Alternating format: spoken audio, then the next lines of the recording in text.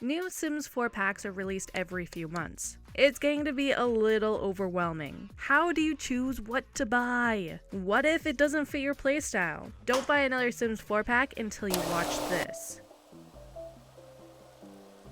Let's talk about the absolute must-haves, the ones to avoid, and the packs that transform your gameplay, whether you love building, storytelling, or creating chaos. And if you're serious about saving some simoleons, then you need to check out all of the fantastic deals at Instant Gaming. Love Struck is 53% off, Life and Death is 27% off, and other packs like Seasons are 65% off. Instant Gaming is the place to buy your Sims 4 DLC for yourself, or if you want to gift it to a loved one.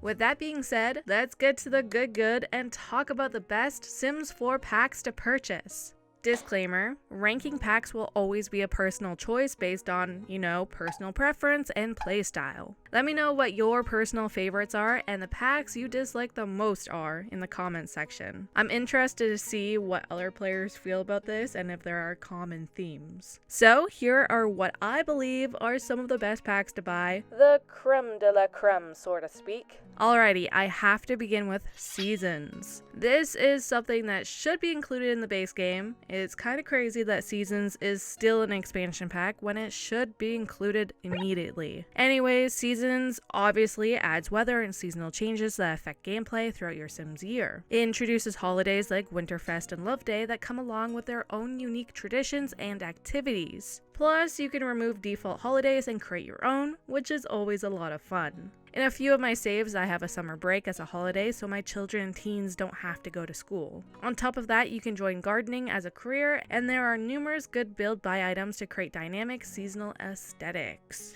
Cats and Dogs is another pack that feels like it should be in the base game, although it is a bit more understandable that it's not. Now, if you're not a fan of pets or taking care of animals at all, this isn't for you. If that is your jam, then this is absolutely the perfect pack for your gameplay. The cast editor for the Cats and Dogs is top notch, the world it comes with is awesome, and so are some of the build-buy items. The animals come in plenty of various breeds, plus you can create your own and have mixed breeds. Unfortunately, I do find that the gameplay with the pets are, a little limited, especially when compared to the horses from Horse Ranch. They get sick often, run away, and just overall, the pack isn't well tuned. That might not bother you, but it does bother me slightly. Cottage Living is 100% one of my favorites. I really do love everything about it. It's especially good if you enjoy storytelling and a slow-paced, wholesome gameplay. Cottage Living is just so cozy, and I love the rural lifestyle gameplay. There's lots to love here. You can raise chickens, cows, and llamas, and grow oversized crops for competitions. Talking about community events, there's weekly fairs and local challenges that add depth and engagement. You can go up to a local and get these little side quest things, which I love. This idyllic, charming countryside world is the perfect setting for many different stories. Cottage Living also works well with others like Seasons or Eco Lifestyle. Get Together is another personal favorite of mine. Windenburg is a beautiful world inspired by European architecture, which offers stunning sceneries like here on the island and unique venues from cafes to special lots like this estate or the ruins. The pack helps expand social activities by introducing things like foosball, DJing, and the club system. The club system is the #1 feature from this pack. You can join or create clubs, customize the rules and activities, which can help with storytelling and gameplay. Want a painting club in your basement? Sure. Want people to come over to garden or clean? Easy peasy. Want easier family gatherings? You got it. Get Together is a great pack for players who enjoy building relationships and are focused on community-based gameplay. Horse Ranch is a beloved pack since it brought back horses and ranch life to Sims 4. The horses are fully customizable with unique traits and skills. Of course, your sim can learn to ride and train them, enter them into competitions, and bond with them. Ranch life means you can build and manage your ranch, whether you're into keeping mini goats or sheep, or maybe nectar making. Chestnut Ridge is a beautiful, rustic, western-inspired world, the perfect setting for this. It's made for Sims to ride around on their horses, which is really nice actually and a lot of fun to see. Plus, I like to see the Native American-inspired items represented in the pack. Horse This ranch is perfect for animal lovers or if you just like the Western vibe. Life and Death, in my humble opinion, has breathed new life into Sims 4. It introduced meaningful and immersive gameplay elements centered around mortality, grief, and supernatural themes. For example, enhanced ghost gameplay. Ghost Sims now have their own skill tree, allowing for unique abilities like interacting with living Sims in unexpected ways or earning rewards by scaring them. These new mechanics provide fresh gameplay layers for fans of supernatural content. Grim had a bit of a glow up too. Now he's a much more interactive character. You can engage with him as a boss, friend, or even romantic partner, leading to new gameplay paths such as a Grim-born trait for Children of Grimm. A key addition would be the ability to host funeral events. You can design personalized ceremonies in various ways, which I really like. Oh, and the ability to create heirlooms and wills are an awesome feature too. For Rent brings us the landlord-tenant dynamic. Essentially, you can manage residential rental properties. This means you can create custom rental units, select tenants, and handle the property maintenance. Plus, your tenant satisfaction impacts your success. You could be a caring landlord or a greedy one. It's up to you. The coolest thing is that now with this feature you can have multi-family lots where the Sims actually respect their spaces but can coexist in common areas too. For Rent brings us a broad range of new assets that include traditional Southeast Asian inspired clothing, decor, and recipes, which adds diversity and richness to the game. This is a great pack if you're super into the idea of renting or being a landlord. Some of my personal favorites include Seasons. It really should be base game and, is a favorite because it feels odd to not change season or weather at all at this point. Like just to always have summer. Not for me. Cottage Living, I adore everything about this pack, from the world to cast to build buy items and everything in between. Strangerville, I love the mystery as well as the build buy items and world. I think this is a ton of fun to play through and I wish they'd do something similar to this soon. Life and Death, this has quickly become one of my favorite packs. I think it's well done and introduces interesting elements and features. Let's talk about a few packs that should be avoided. The opposite of the creme de la creme, whatever that is. You probably know what I'm gonna say. Yep, starting off this list is My First Pet Stuff. This pack has been widely criticized for feeling like an extension of cats and dogs. It feels like DLC for DLC. They 100% split up furniture sets between cats and dogs and My First Pet Stuff, and that sucks. Additionally, the limited content offered, like the rodent cage, some outfits, and a handful of furniture pieces, just does not justify the price. This has been available for free in the past, so I highly recommend waiting to see if that ever happens again.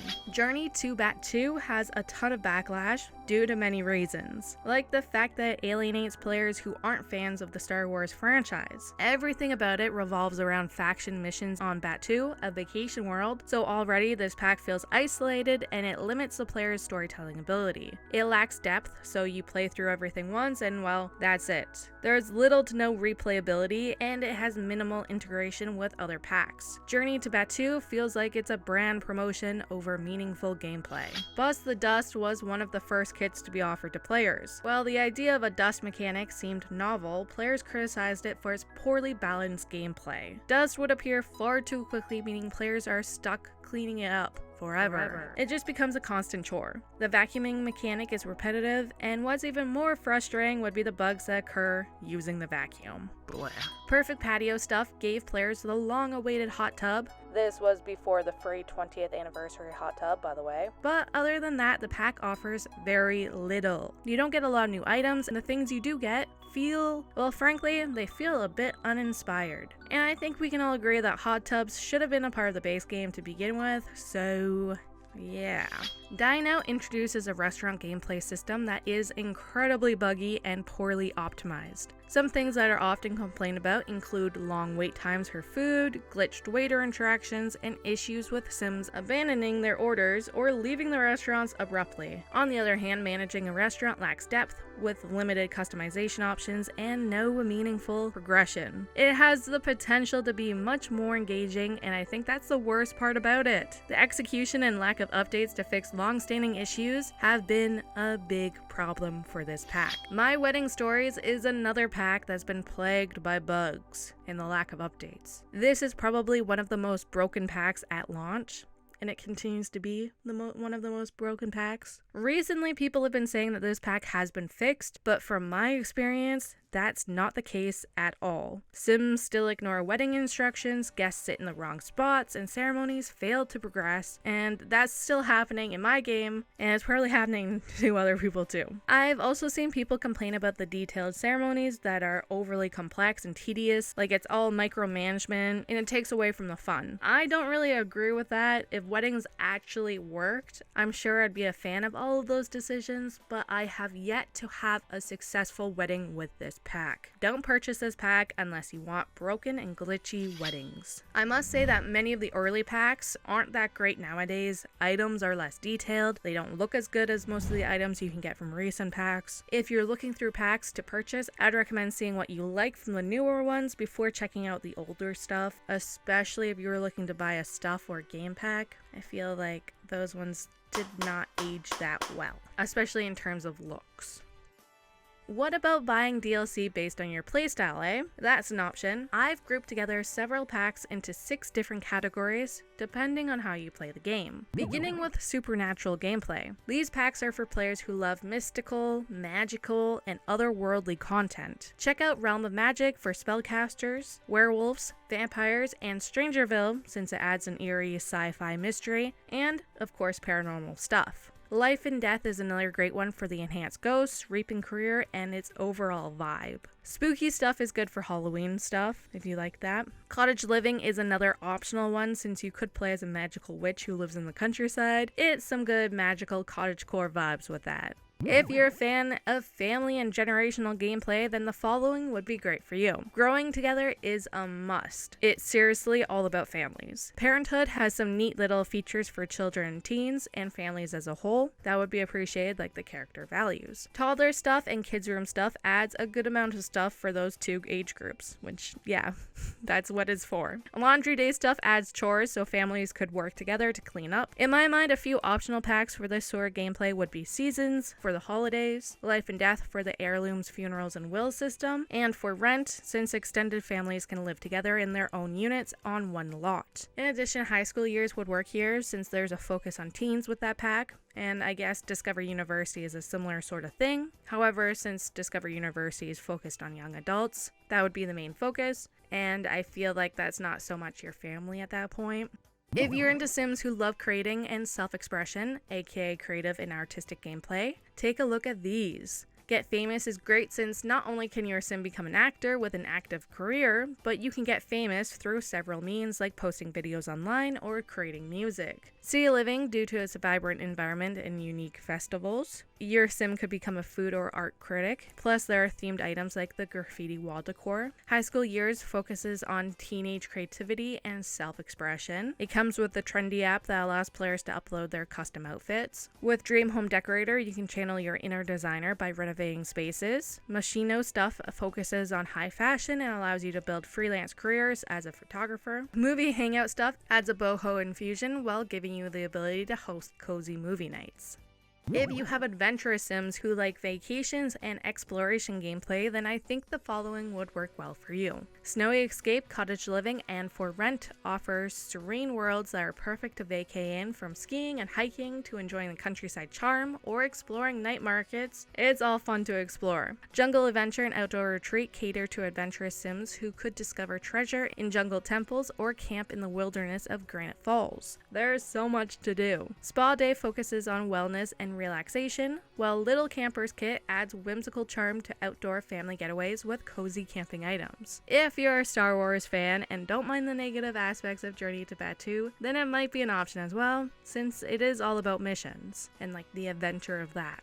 Maybe enjoy playing as goal-oriented sims who are chasing their dreams and enjoy career and ambition gameplay. Then consider these ones. Get to Work and Get Famous are cornerstones for ambitious gameplay, offering active careers like doctor, detective, scientist, or the chance to rise to stardom as an actor, influencer, or musician with the Fame system. Dine Out and Dream Home Decorator focuses on entrepreneurial dreams, letting sims run their own restaurants or thrive in the interior decorator career. Spa Day adds a wellness-focused career path with opportunities to teach yoga, offer massages, and run customizable spa venues. Tiny Living supports career-driven Sims with tiny home perks like faster skill gains and lower bills, creating an efficient lifestyle for those focused on professional or entrepreneurial growth. Together, these packs empower Sims to chase success in creative, business, or traditional careers.